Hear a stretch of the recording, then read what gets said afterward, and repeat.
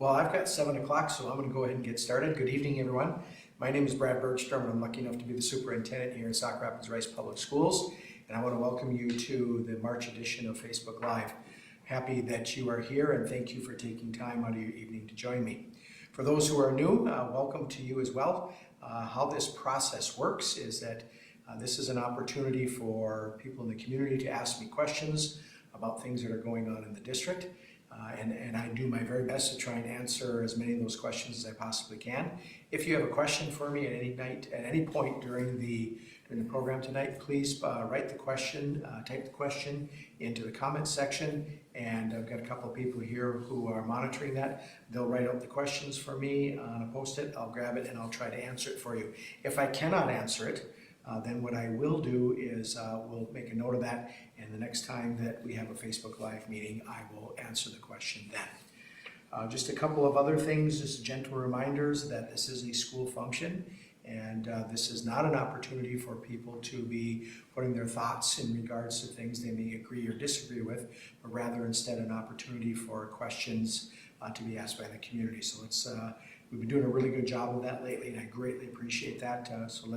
If you have some feedback that you have questions, concerns about, especially if it's something that you're unhappy with, please feel free to reach out to me during the day, send me an email, and I'll be more than happy to answer your questions that you might have. But tonight's format is really designed as a Q&A for members of the community. With that, I'm going to go ahead and get started. I always have a few things that I like to share, and we'll do those as I am working my way through tonight's Facebook Live. First of all, we have had a lot of success with our students, our coaches, our advisors, and I want to make sure that I congratulate them. And the first group I want to send some congratulations to is the high school VEX robotics team. Actually had 2 teams that qualified for state. The championships is this Thursday through Saturday. That's March 2nd through the 4th at Rivers Edge Convention Center in St. Cloud. So again, congratulations to our 2 high school robotics teams for qualifying for state, and that will be here in our region here in St. Cloud. The next group is our Storm Culinary team. They are advancing to nationals at state this week. The team placed first in management and third in culinary, earning them a trip to the national competition in Washington, D.C. That will be in May. And I also want to give an extra special shout out to the culinary team. They came and presented a dessert that they had made in honor of School Board Appreciation Month. We had our board meeting on Monday night, and they brought a dessert for everybody, and they were outstanding. So thank you to their advisor and to members of the culinary team. Ms. Levinsky, it's great to have you back, and the kids are on their way to nationals, so congratulations to them. Looks like I have a question, so I'm going to go ahead and grab that.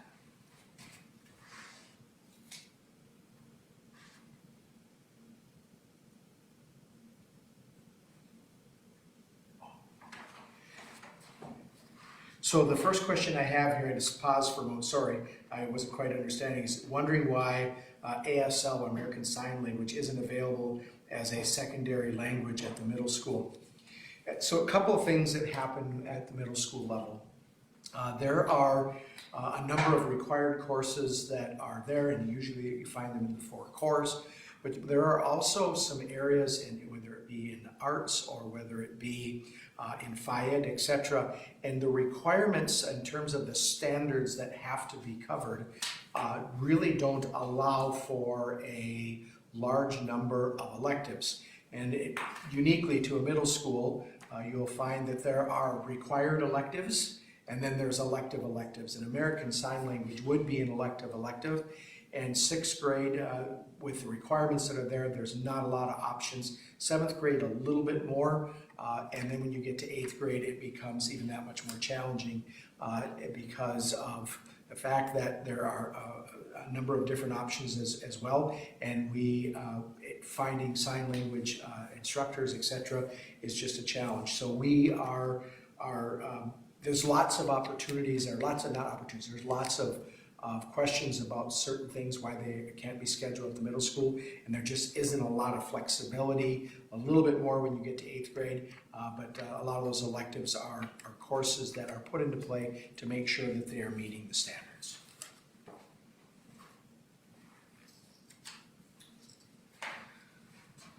At the high school, having been a high school principal for 9 years and built an awful lot of schedules in the 9 years that I was there. In fact, we built a new schedule each and every year, started right from scratch because I had a philosophy that we built a schedule for the students and what they were looking for.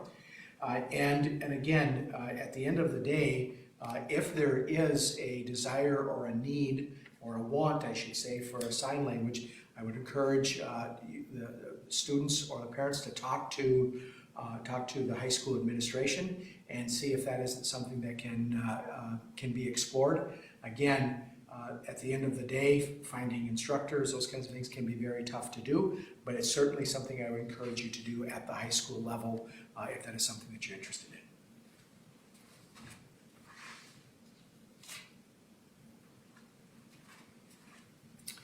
So the next question here is that preschool registration are having trouble with the link and looking for the best phone number to call for support. First of all, thank you for letting us know that there's troubles with the link. We want to make sure that that is operating smoothly. And so the best phone number to call is area code 320-255-8910. Again, that's 320-255-8910. And if you could, the person who asked this question, if you could put in the comment section about when you say you're having trouble with the link, if you can tell us a little bit about what trouble it is that you're having, we'll take a look at that on the inside and on the back side, I should say, and see if we can't get that fixed, because we want to make sure that our families are getting access to the registration information and without any concerns or issues with the link. So thank you. So I don't see any more questions at this time, so I'm going to continue to give some shout outs to our students, coaches, and advisors. Boys swim and dive team is on their way to the state tournament tomorrow. And truly unique to this is that we had a participant in every event that qualified for the state tournament. So congratulations to the swimmers and best of luck to them.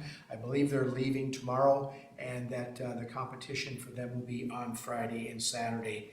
And best of luck to them.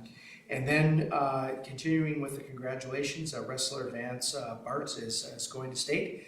He'll represent the Storm at the state high school wrestling tournament. So best of luck to Vance and to all of the teams who are doing some incredible things and having success from our activities to our sports to our culinary team. Lots of great things happening with our students and our advisors and coaches, so congratulations to them. Some upcoming events that I want to make sure that you are aware of. First of all, this coming Friday is the Sauk Rapids High School Band and Choir Concert. That'll be again this Friday from 7 till 9. The band choir concert will be held in the PAC, and you can enter in through door number 6.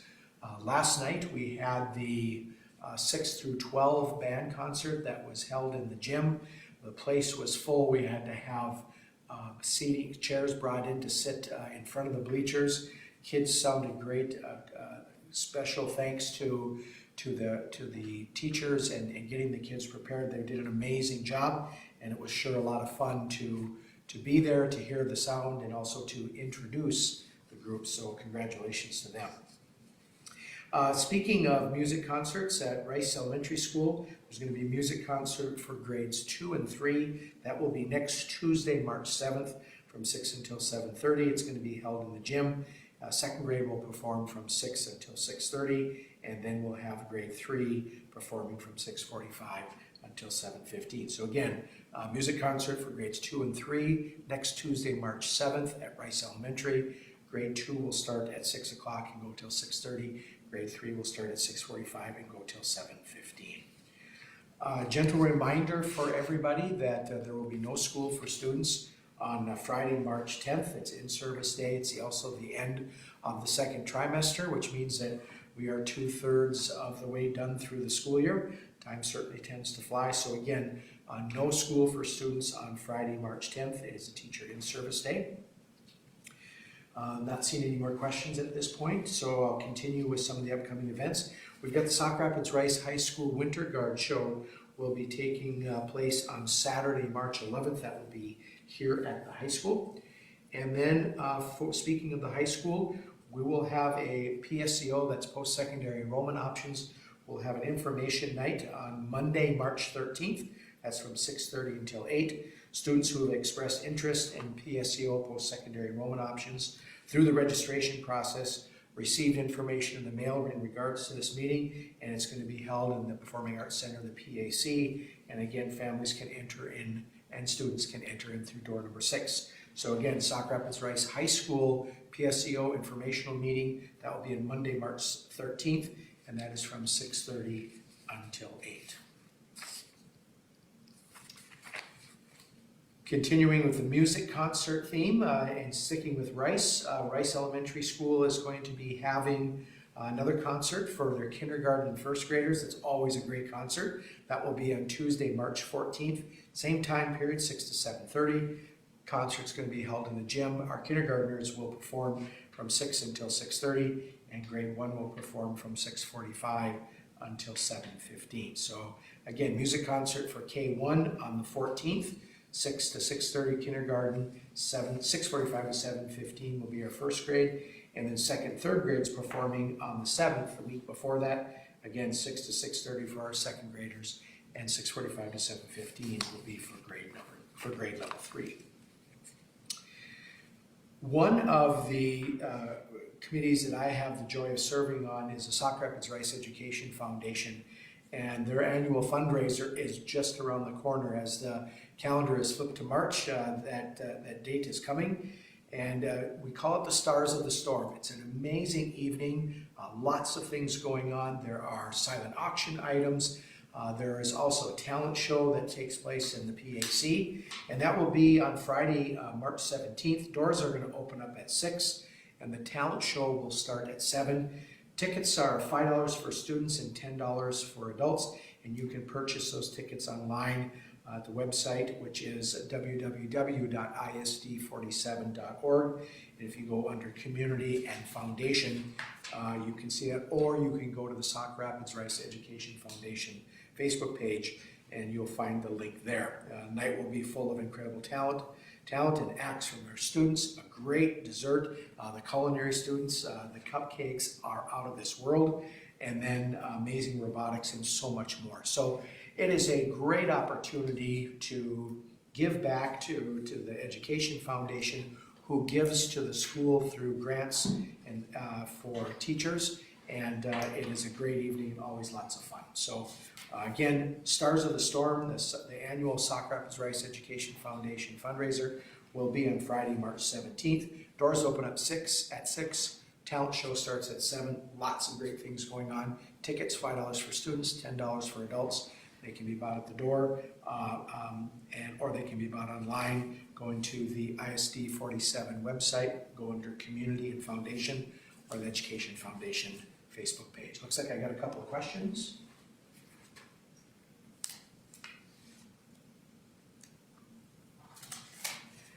So the first question I have here is there a limit to how many 2-hour late starts we get per year?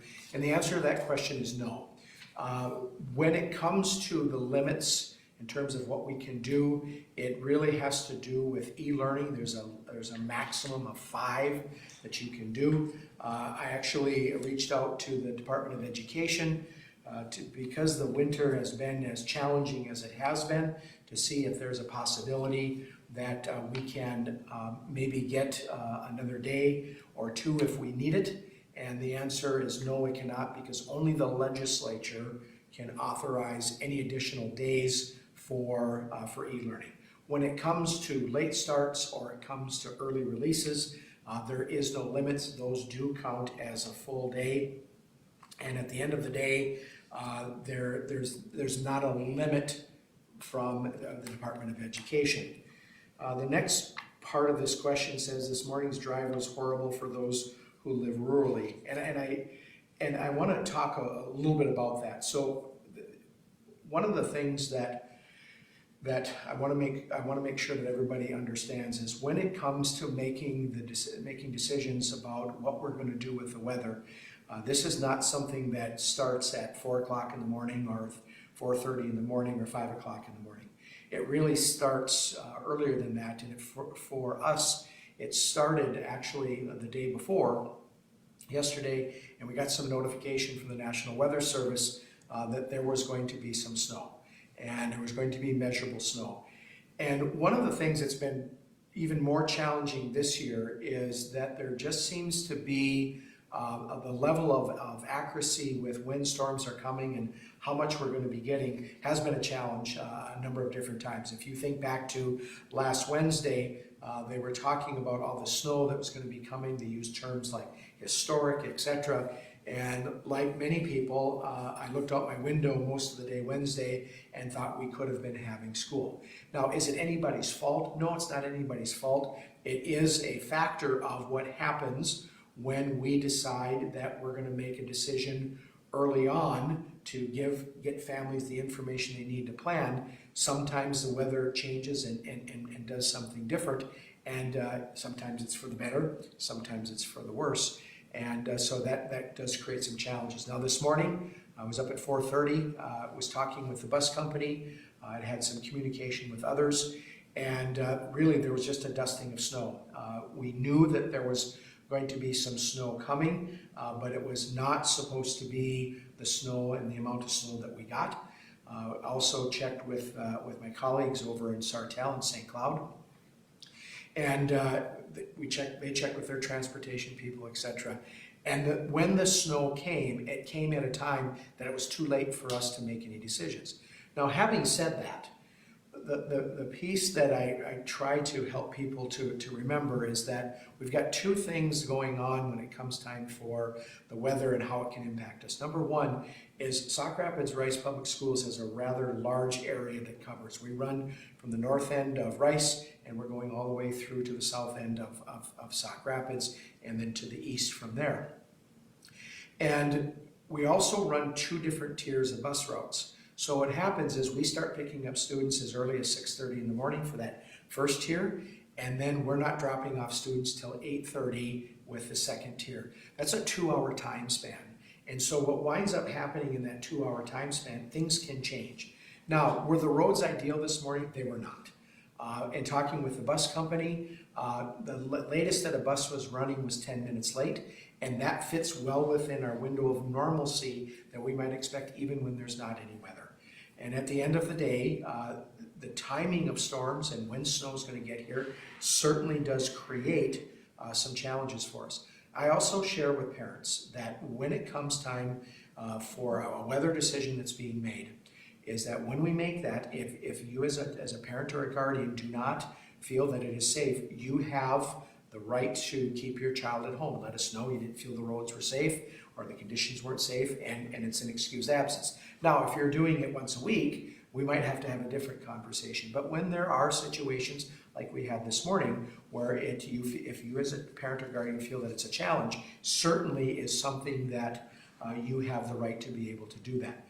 We live in Minnesota, it snows, and sometimes that snow comes at times that it's not ideal for us, but at the end of the day, the best place we can have for our students to get their education is here. And again, timing of storms and when they get here sometimes does make things challenging. And to be quite honest with you, you also get a little gun shy in making decisions when you know that there is a propensity as of late for weather predictions to be less challenging than what they originally predicting. So was the conditions excellent out there today? No, they were not.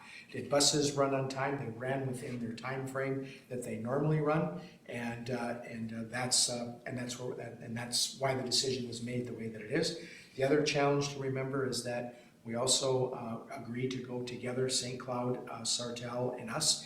And now you're taking that area. We have such a large area with our district, and you're making it be that much larger. So we also know that in some parts, because we're so large, snow and wind can be impacting a particular area more than another, and we have to look at making those decisions based upon what's best for the district overall, and that's why we understand sometimes people live on a township road and that road doesn't get plowed as early or as often as maybe we'd like it to see, and so if a family decides that it's unsafe, they certainly have the ability to do that. So again, always want to make sure that we are making the best decision when it comes to weather, and this morning certainly was a challenge. I'm going to come back to, I'm going to put these questions away here. So the other thing that I want to talk a little bit about is, and I think today's weather brought that up, brings this topic up, and it has to do with an early release. So we have times when we decide, you know what, let's wait for a couple of hours. A couple of things generally happen with that. Plows have a chance to get out. It might be cold and it warms up a little bit. And the other piece is that we have the opportunity to start loading students in the daylight. The one nice thing about where we're at right now is that there's light and a fair amount of light by 6:30, which certainly does help. But we also do some things where sometimes we got to do a late start, or excuse me, an early release. So we do late starts, we also do early releases. The idea behind an early release is that we get students and staff safe to where they need to be before the weather comes. Once the weather's here, the best thing that we can do is to keep the students and our staff here. And we did do some checking with the National Weather Service, and they did talk about the snow ending early in the afternoon, and it did.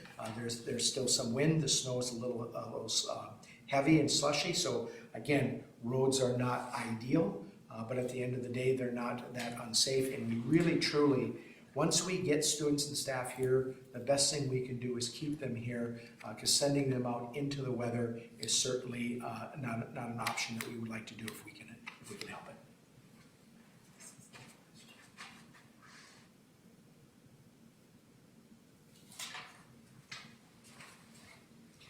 Okay, I'm not seeing any other questions right now. Thank you for those people who have sent in those questions, and if you have any more, please keep them coming. I'm going to come back to and talk a little bit about some of the things that are going on. Last I talked about was the Education Foundation fundraiser.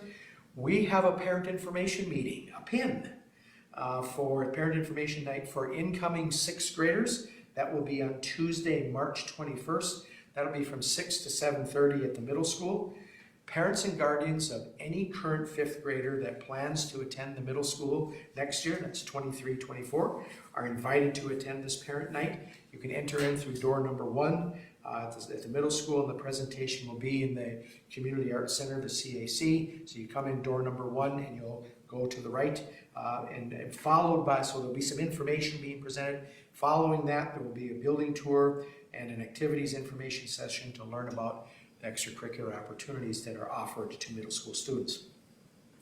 Students will have a separate orientation day in the spring with their current class, but this is a parent information night, and really encourage you, if your child's going into 6th grade and you've not had any other children in 6th grade, I would highly encourage you to come and be a part of that. It can be very helpful in knowing what's taking place at the middle school. And so again, that will be on Tuesday, March 21st, and that will be from 6 until 7:30. Middle school, speaking of that, they're going to have a drama performance. That will be on Thursday, March 23rd from 4:30 to 6, and Friday the 24th from 6 to 7:30. There is no entry fee, but free will offerings are appreciated. Doors will open up 30 minutes prior, so they'll open up at 5:30. And then the drama performance will be held in the CAC, and again, you can enter in through door number 1. So the middle school drama performance, 2 nights, Thursday, March 23rd from 4:30 to 6, and then Friday the 24th from 6 to 7:30. If you have time and would like to take in and see our middle school kids doing a great performance, please feel free to attend. There is no fee to enter, but a free will offering is being accepted. So I've been talking a little bit about music concerts. Oh, I got a couple of questions.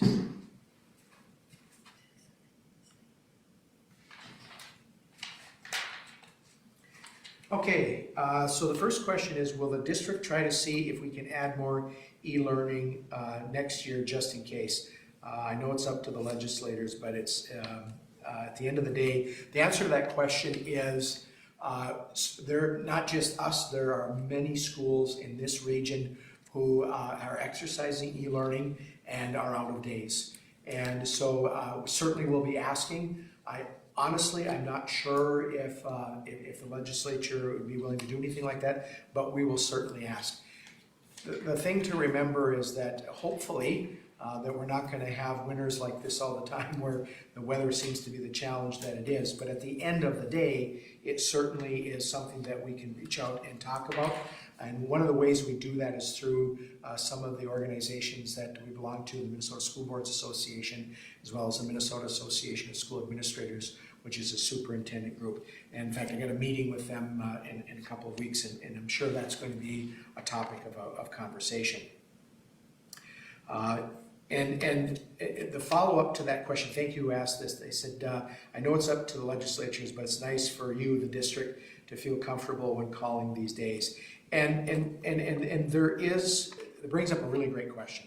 I have had a number of people that have said to me, well, the reason why you're canceling school so much is because of e-learning and it's just easier that way. And it's certainly not the case.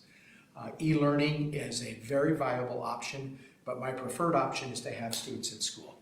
That is where our staff are at, it's where the best learning can take place, it's when we can have activities, all those things. That's the best solution for us. The days that we have called this year, whether there's e-learning or not, those days would have been called because it's the right thing to do to keep families safe. Now, last Wednesday was certainly one of those days that hindsight being 2020 would have been, we could have had school and it would have not been a problem. But again, the e-learning option certainly does create an opportunity for learning to continue. And when we have challenging winters like we're having now, it certainly provides a viable option. And again, it does work, but it is not a reason why we've had 5 days so far of e-learning or school being canceled with e-learning. It's not because of the e-learning, it is simply because that's where the weather is at. But again, thank you.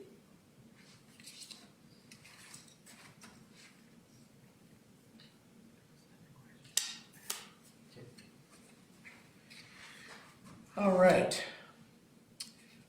Before I move on to talk about some other things going on in the district, and I'm going to talk a little bit about Mississippi Heights and their music concerts, I want to make sure that earlier on the question was asked to me about late starts, and I answered the question. There's not a limit. That's also the same thing with early outs. So both late starts and early releases, there are no limits with those. We can count those as a full day.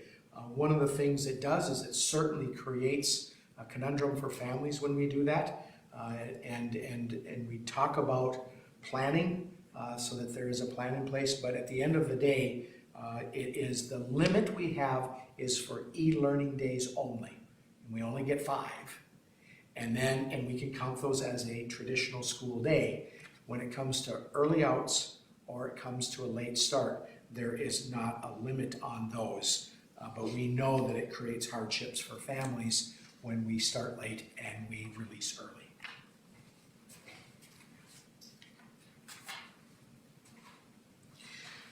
So the next question I have here is, will the district be adding 4th grade teacher to Rice to help alleviate class sizes? And so we're in the budget process right now. In fact, we have presented to the board a budget amount that we know that we're going to need to be looking at as a target for ourselves. And I'm going around right now and meeting with staff in all the buildings to let them know what that dollar amount is. And there are a lot of different scenarios that are in play when it comes to deciding what staffing is going to look like. And those are decisions that are made at the administrative level. And so this is not something that I'm going to talk about on Facebook Live, but we'll certainly take a look at all scenarios. We have class size targets that we want to utilize, And then there's also what we call an advocacy level. It's usually a couple over those class targets. Those were established back in 2018, and we try to hold firm to those. And the one piece that I will continue to remind people when it comes to class size is that the research is very clear where class size is at in terms of student learning. And while there is some research that supports that, the correlation factor to it is relatively low. But I remind people that what we're doing at the elementary level in particular is when it comes time for reading and math and our literacy work and others, we do a lot of small group learning. And what that does is it's that while there'll be some what we call whole group, where there's some instruction that's happening with everybody in the class, there are small groups that will come and work with a teacher for a period of time for a much smaller ratio of teacher to students. And we do that whether there is we're at our targets, if we're at our advocacy level, or we're right where we want them to be in terms of class size. So while class size and the number that's in the room is oftentimes a concern and a question, research says something a little different with that. But I think the most important thing to remember is that our staff have been working hard. That's why we have our professional development days that allows our staff to learn and grow. And at the elementary level, we've had a real focus on really doing that small group learning. So we'll start with some full group, go into the small group learning, and then come back and wrap it up with whole group. And that small group learning certainly has an impact. So please know that if there's 24 students in a class, that does not mean that instruction is happening all the time with all 24 students at the same time.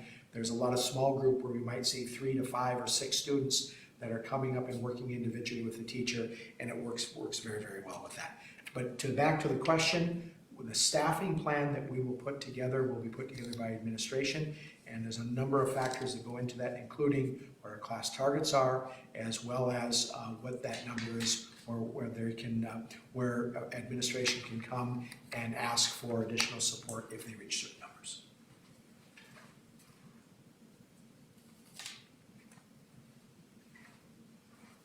So the next question here is, how do you, and I'm assuming the you is me, decide the difference between an e-learning day and a snow day?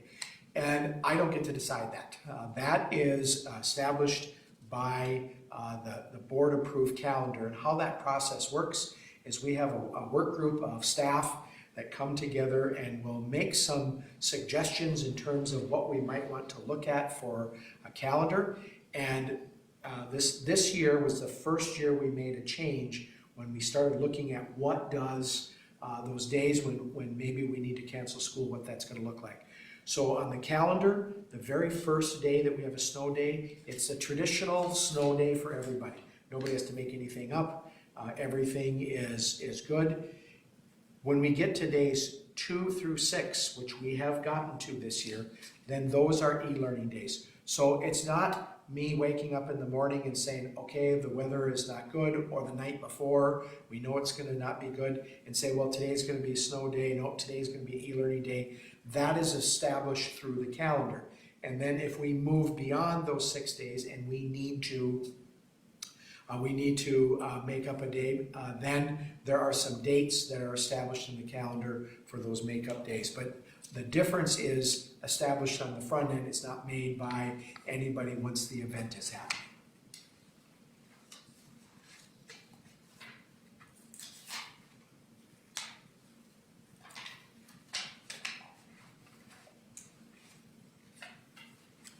All right, so the next question I have is it possible for Rice Kids Club to be ran through the Boys and Girls Club? They seem to get the short end of the stick for staffing, causing more closures, and can't take elementary kids on late starts days. So, so a couple of things. There's some information in here maybe I'd like to clarify a little bit. Number one is we are open on non-school days, like the Kids Stop program in Sauk Rapids. There's some registration that has to take place. There's a fee that takes place with it. But we are open on non-school days. When it comes time for a late start, we just don't have enough staff to be able to staff that. And so at the end of the day, late starts, and it factors into the decision when you're looking at a late start. People say, well, just do a late start because that's simple. Well, it creates issues for families. It creates hardships because we can't always staff the way that we want to. If we could staff it, absolutely, we could make that happen.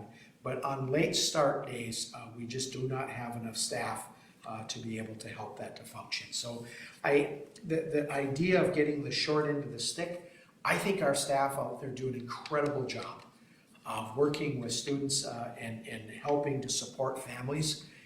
And I'll talk a little bit later here in this Facebook Live, and we'll talk a little bit about where we're at with early childhood and some of the programming changes that we're instituting for next year. But at the end of the day, we are open at Kids Club in Rice. We are open on non-school days, and the late start just is a staffing problem for us. And if you talk to just about anybody in the region, staffing seems to be an issue, businesses and everybody. So that's where this is at.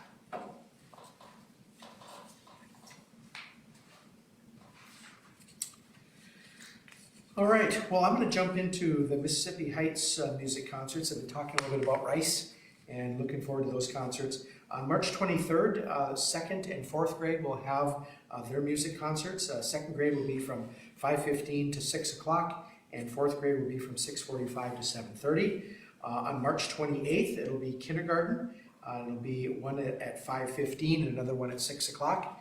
And please look for more information from your child's teacher in regards to which one they're going to be at. And then 3rd grade will be from 6:45 to 7:30. And then finally on March 30th, we're going to have 1st grade at 5:15 and 6 o'clock. And then 5th grade will be at 6:45 and 7:30. So again, Mississippi Heights, we got some music concerts coming up. The 23rd, 2nd, and 4th grade. On the 28th, it's kindergarten and 3rd grade. And then on the 30th, it's 1st grade and 5th grade. Looking forward to those concerts. The 2nd, kindergarten, and 1st grade will be at 5:15 and 6. Again, look to get information from your child's teacher. And then 3rd, 4th, and 5th will be at 6:45 and at 7:30. Okay, a little earlier I was talking about early childhood and where we're at with some changes that are going on. So the district has put together a work group to really take a look at what are the programming needs for our early childhood programming that we have at both Sauk Rapids and at Rice that would look to make it be more family friendly. And it really came from a conversation that I had with a parent, and they shared with me some of the struggles and the difficulties that our programming provides. Now, for those who are able to get their children to programming, we hear over and over and over again what a great experience it is, what a great job our staff does, and while that's not surprising to me, it still is great to hear that. But if we don't have family-friendly programming, that creates challenges for families. So since December, we have been looking at what are the programming needs that we have to put into place or need to think about putting into place in order to provide a much more family-friendly preschool programming. And as a result of those conversations that were had with the work committee, survey information that we gathered both on what do we want it to look like for next year, and then what do we want it to look like down the road in the future. So, spoiler alert, very similar, running on parallel railroad tracks in terms of what those needs are going to be. And then with that, we also did some listening sessions. We did it with our staff, and we did it with families in Rice, as well as we did it with families in Sauk Rapids. And out of that came some changes that we are instituting beginning next year, this next fall. And we've been trying to get information out on social media. Well, earlier somebody talked about a registration link. We want to make sure that we find out what the issue is with the link, because we do not want it to be a struggle for people to register. And if you're thinking about having your child, or you want your child to go to preschool, please know it's wide open for everybody now. We did have a couple of days that were set up just for district staff and for those families who were in preschool programming this year. Then we had it for our district families, and then it is open to everybody after that. And so we made 3 adjustments, 3 changes for this upcoming year that we are really, really excited about.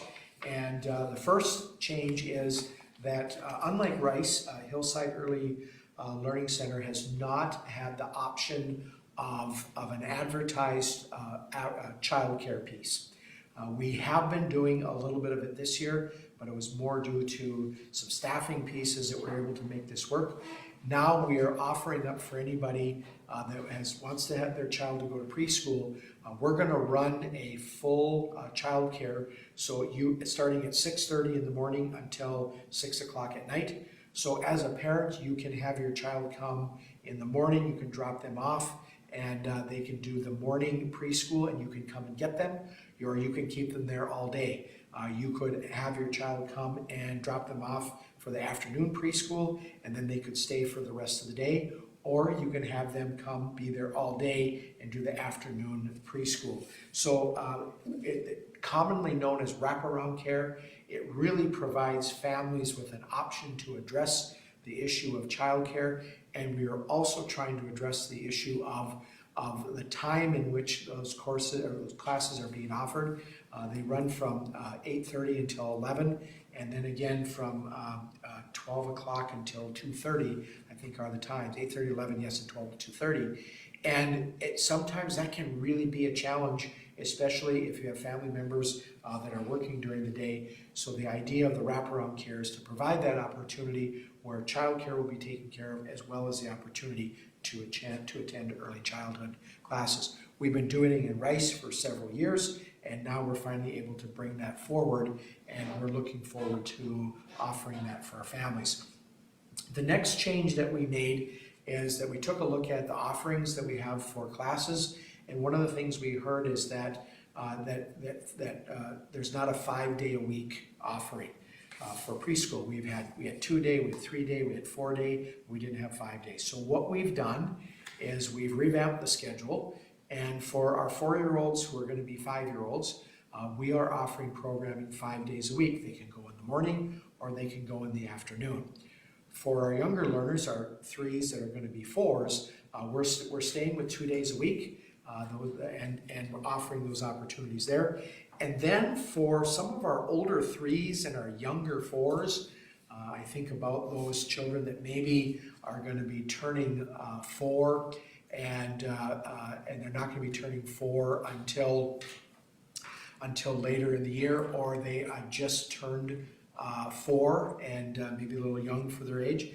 We're offering a 3-day-a-week program for them. So for our older 3s and our younger 4s, we'll go 3 days a week with them. Our 3s to 4s will be 2 days a week, and then our 4s, who are going to be 5-year-olds, will be running 5 days a week.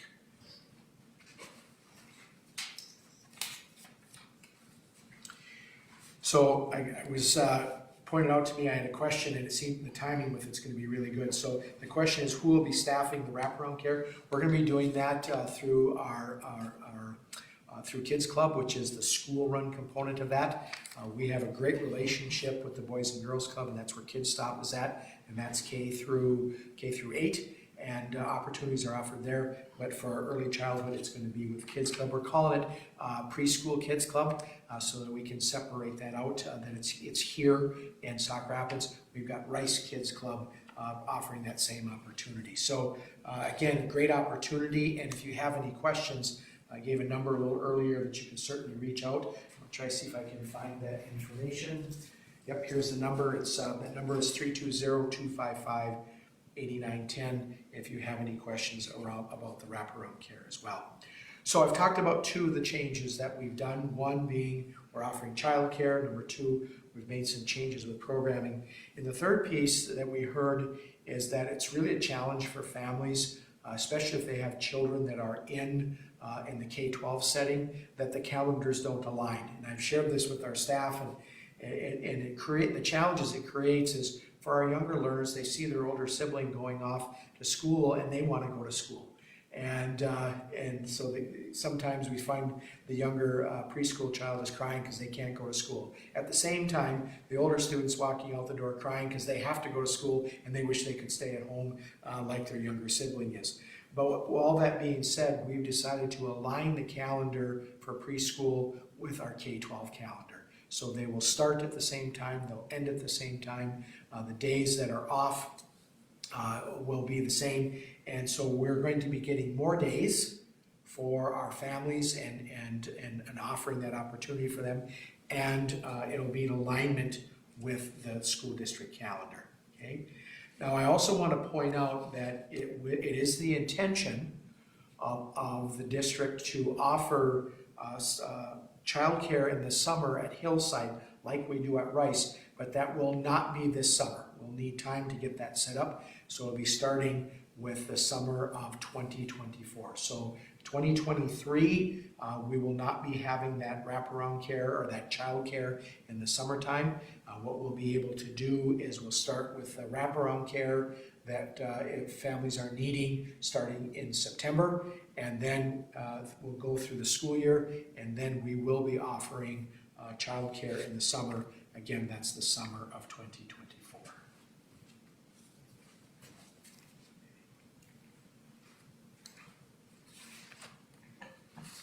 Okay, well, I think I've gotten through all of my events. The next item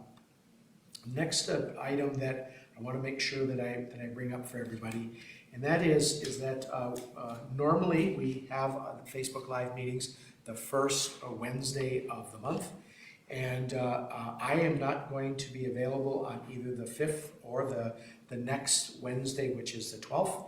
And so because of that, we will not have an April Facebook Live, and instead we're going to go to the first one in May, which will be the last one of the year, and that will be on May 3rd of 2023. Same time, same location, same bat channel, as sometimes is said. So again, there will not be Facebook Live in the month of April. I have commitments in the evenings on both the first and the second Wednesday of the month that I have to be at, and so we are going to move to May 3rd, and please stay tuned for some more information in regards to that. So it'll be May 3rd, 2023, and that will be at 7 o'clock.